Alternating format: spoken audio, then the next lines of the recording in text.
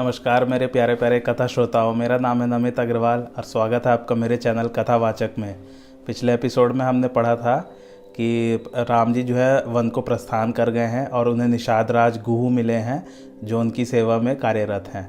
आइए आगे पढ़ते हैं। सुमंत जो कि अभी भी उनके साथ थे, उनका हृदय जल रहा था, मुख मलिन था। उसी समय उसने हाथ जोड़कर अत्यंत दीन हो यह वचन कहा, हे नाथ, मुझे महाराज ने यह कहा था कि उन्हें वन दिखा गंगा स्नान कराकर दोनों भाइयों को यहाँ शीघ्र लौटा लाना। हे गोसाई, राजा ने तो ऐसा कहा था, किंतु बलि जाऊं, अब आप जैसा कहे वैसा करूं।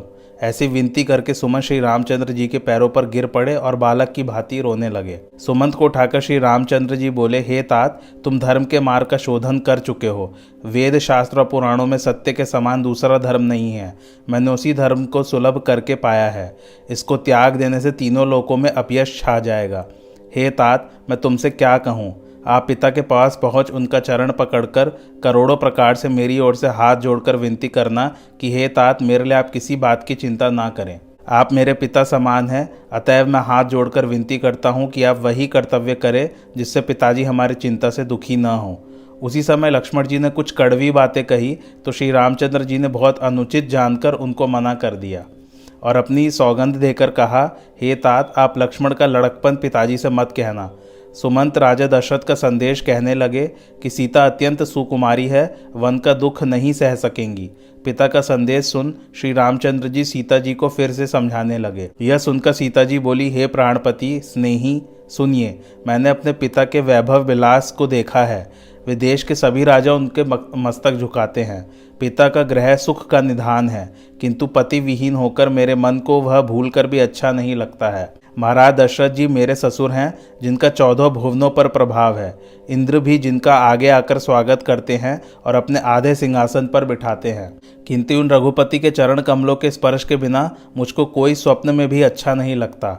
अगम मार्ग, वन की भूमि, पहाड़, हाथी, सिंह, तालाब, बड़ी बड़ी नदियाँ, कोल, भील, शुकर, मृग और पक्षी, ये सब मुझको प्राणपति के साथ रहने पर सुखमय हैं। इस प्रकार आप हमारे सास ससुर के चरणों को पकड़कर विनती कीजिएगा कि वे मेरी कुछ भी चिंता ना करें, क्योंकि मैं वन में भी स्वभावतः सुखी हूँ। सुमंत ने श्री रामचंद्र जी को अपने साथ वापस ले चलने के लिए अनेक यत्न किए, किंतु श्री रामचंद्र जी ने समुचित उत्तर दे दिया। श्री रामचंद्र जी की आज्ञा मिटी नहीं जाती और कर्म की गति कठिन है, कुछ वश नहीं चलता। यह सोच सुमंत जी राम, लक्ष्मण और सीता जी के चरणों में सिर नवाकर लौट गए। श्री रामचंद्र जी सुमंत को बरबस भेज स्वयं गंगा के किनारे चले आए और आकर उन्होंने नाव मांगा, परंतु केवट नहीं लाया और बोला, मैं आपका सारा भेद जानता हूँ। सब लोग कहते हैं कि आपके चरण कमलों की धूलि में मनुष्य बना देने की कोई जड़ी है, जिसके छूते ही पत्थर की शिला सुंदर स्त्री हो गई। फिर पत्थर से तो यह काठ कठिन नहीं है, काठ माने लकड़ी। मेरी नौका भी स्त्री हो जाएगी। रहने दीजिए, मेरी रोजी रोटी मारी जाएगी। इससे मैं अपने सारे परिवार का पालन पोषण करता हूँ। मेरे पास कोई दूसरा धंधा नहीं है। यदि आप अवश्य ही पार जाना चाहते हैं तो मुझे चरण कमल धो लेने की आज्ञा दीजिए। हे नाथ, आपके चरण कमलों को धोकर तब नाव पर चढ़ाऊंगा। आपसे नाव की उतराई नहीं लूँगा। हे राम, मुझे आपकी शपथ और महाराज दशरथ जी की सौगंध है, मैं ये सारी बात सच कहता हूँ, चाहे लक्ष्मण मुझ पर बाण ही क्यों न चला देवें, किंतु जब तक मैं आपके पैर न धो लूँगा तब तक हे कृपालु आपको पार न उतारूंगा। तब केवट की प्रेम मिश्रित अटपटी वाणी को सुनकर सीता और लक्ष्मण की ओर देखते हुए दया के धाम श्री रामचंद्र जी हंसे। फिर राम जी मुस्कुराकर बोले कि अच्छा वही करो जिसमें तुम्हारी नाव न जाए। जाओ जल लाकर शीघ्र ही पाँव धो लो, देर हो रही है, मुझे पार उतार दो। जिसका नाम एक बार स्मरण करते ही मनुष्य अपार संसार सागर से पार हो जाते हैं, उन्हीं दयालु श्री रामचंद्र जी ने केवट से प्रार्थना की। केवट राम की आज्ञा पाकर और आनंद मग्न होकर श्री रामचंद्र जी के चरण कमल धोने लगे। उनके चरण धोकर कुटुंब समेत स्वयं उस जल को पीकर अपने पितरों को पार कर फिर सानंद श्री रामचंद्र जी को गंगा पार ले गया। सीता जी, राम जी, लक्ष्मण जी और गुहू नाव पर से उतरकर गंगा जी की बालू पर खड़े हो गए। तब केवट ने उतरकर दंडवत किया। तब श्री रामचंद्र जी ने सोचा कि इसे कुछ उतराई नहीं दी। तब पति के हृदय की बात जानने वाली सीता जी ने प्रसन्न चित्त से मणि जड़ित सुंदरी उंगली से निकाली। दयालु श्री रामचंद्र जी ने केवट से कहा, अपनी उतराई लो। केवट ने राम जी के चरण पकड़े और कहा, आज मैंने क्या नहीं पाया। मेरे दोष, दुख और दरिद्रता की आग मिट गई है। मैंने बहुत दिनों तक मजदूरी की, लेकिन विधाता ने आज ही भरपूर मजदूरी दी है। हे स्वामी, आपकी कृपा से मुझे कुछ नहीं चाहिए। लौटते समय आप जो कुछ देंगे वह प्रसाद सिर पर धर कर ले लूँगा। राम जी, सीता जी और लक्ष्मण जी ने बहुत उपाय किए, परंतु केवट ने कुछ नहीं लिया।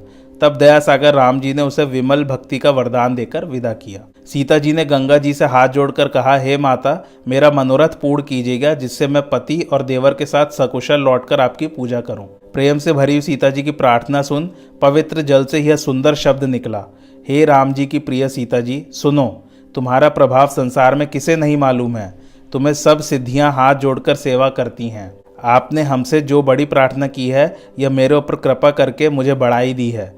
हे देवी, मैं सफल होने के लिए तुम्हें यह आशीर्वाद देती हूँ, अपने प्राणनाथ और देवर सहित कुशल मंगल से अयोध्या पहुँचोगी और सारी मनोकामना पूर्ण होकर संसार में सुंदर कीर्ति छा जाएगी। गंगा जी की इस मंगल मूल वाणी को सुनकर सीता जी प्रसन्न हो गई। तब राम जी ने घू से कहा कि अब लौट जाओ, तो सुनते ही उनका मुंह सूख गया और हृदय जलने लगा। वह हाथ जोड़कर दीन वचन से बोला, हे रघुकुल मणि, मेरी प्रार्थना सुनिए। हे नाथ, मैं आपके साथ रहकर वन का मार्ग दिखाऊंगा और इस प्रकार 4 दिन आपके चरणों की सेवा करूंगा। हे राम, अब जिस वन में रहेंगे मैं वहां आपके लिए सुंदर पर्णकुटी बना दूंगा, फिर मुझको जैसी आज्ञा देंगे करूंगा। निषाद के इस स्वाभाविक स्नेह को देखकर श्री रामचंद्र जी ने प्रसन्नता पूर्वक उसे अपने साथ ले लिया। निषाद राज के हृदय में बड़ा आनंद हुआ। इसके पश्चात श्री रामचंद्र जी गणेश जी और शिव जी को स्मरण करके श्री गंगा जी को सिर झुकाकर सखा निषाद, लक्ष्मण और सीता के साथ वन को चल पड़े।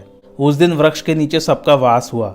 लक्ष्मण जी और सखा निषाद ने वहाँ सब प्रबंध किया। प्रातः श्री रामचंद्र जी ने प्रातःकालीन कृत्य कर तीर्थराज प्रयाग का दर्शन किया। गंगा, यमुना और सरस्वती का संगम, सुंदर सिंहासन, अक्षयवट, छत्र, जिन सबका दर्शन करने से दुख और दरिद्रता नष्ट हो जाते हैं। फिर वह सुमंगल दाता त्रिकोणी के तट पर पहुँचे। पश्चात मुनिश्रेष्ठ भरद्वाज के पास गए और उनको दंडवत किया। मुनिवर से आनंदित होकर राम जी को आशीर्वाद दिया और मुनि ने मन में ब्रह्मानंद का सुख प्राप्त किया। कुशल प्रश्न पूछकर आसन दिया। प्रीतिपूर्वक मुनि ने कंद मूल और अच्छे अच्छे अंकुर जो अमृत के समान स्वाद देने वाले थे लाकर रख दिए। फिर तो लक्ष्मण, सीता और गुह सहित श्री रामचंद्र जी ने प्रेम से फल मूल खाए। थकावट दूर कर राम जी सुखी हुए। मुनिवर ने कहा, हे राम, आज मेरे तप, तीर्थ, यज्ञ, जप, योग और त्याग सब कुछ सफल हो गए हैं। श्री राम जी मुनि के ऐसे वचन सुनकर सकुचा गए तथा भक्ति भाव के आनंद से पूर्ण हो गए। मुनि ने कहा, जब तक जीव कर्म, मन और वचनों से कपट छोड़कर आपका दास नहीं हो जाता, चाहे करोड़ों उपचार क्यों न करे, उसे स्वप्न में भी सुख नहीं मिलता। तब राम जी ने मुनि का करोड़ों भांति से सुयश बखान किया। राम जी सारी रात विश्राम कर प्रातः होते ही प्रयाग में स्नान कर सीता और लक्ष्मण सहित मुनि को सिर नवाकर चल पड़े। श्री रामचंद्र जी ने भारद्वाज मुनि से प्रेम पूर्वक कहा कि हे नाथ, कहिए अब हम किस मार्ग से जाएं। तब मुनि ने हंसकर कहा, हे राम, आपके लिए सभी मार्ग सुगम हैं। साथ भेजने के लिए मुनि ने जिनके अनेक जन्म के पुण्य थे, ऐसे 4 ब्रह्मचारियों को बुलाकर उनके साथ कर दिया। फिर तो राम जी भरद्वाज जी को प्रणाम कर प्रसन्नचित वहां से चल पड़े। तत्पश्चात यमुना तट पर पहुंचकर श्री रामचंद्र जी ने उन ब्रह्मचारियों को विनती करके लौटा दिया। यमुना पार कर राम जी ने स्नान किया। उसी समय वहां एक तपस्वी आया जो अत्यंत छोटी अवस्था का होने पर भी तेजपुंज और सुंदर था। उसने वैरागियों का सा वेश धारण किया था। वह तपस्वी अपने इष्ट देव श्री रामचंद्र जी को पहचान नेत्रों में जल भर पुलकित शरीर हो दंडवत करते हुए पृथ्वी पर दंड के समान गिर पड़ा। श्री रामचंद्र जी ने प्रेम पूर्वक उसे उठाकर हृदय से लगा लिया। फिर उसने लक्ष्मण जी और सीता जी के चरणों की धूली ग्रहण की और दोनों ने उसे आशीर्वाद दिया। समस्त यमुना तट के वासियों ने श्री रामचंद्र जी, लक्ष्मण जी और सीता जी के दर्शन किए। तब श्री रामचंद्र जी ने अनेक प्रकार से सखा निषाद को घर जाने के लिए समझाया, तो वह राम जी की आज्ञा से विवश हो अपने घर को लौट पड़ा। श्री रामचंद्र जी के चरण मार्ग में आने वाले जितने भी नगर और ग्राम पड़ते थे, वहाँ के लोग उनके आगमन का समाचार सुनकर अपने घर का काम काज छोड़कर झट उन्हें देखने चल देते। तो मित्रों, आज की कथा यहीं समाप्त होती है।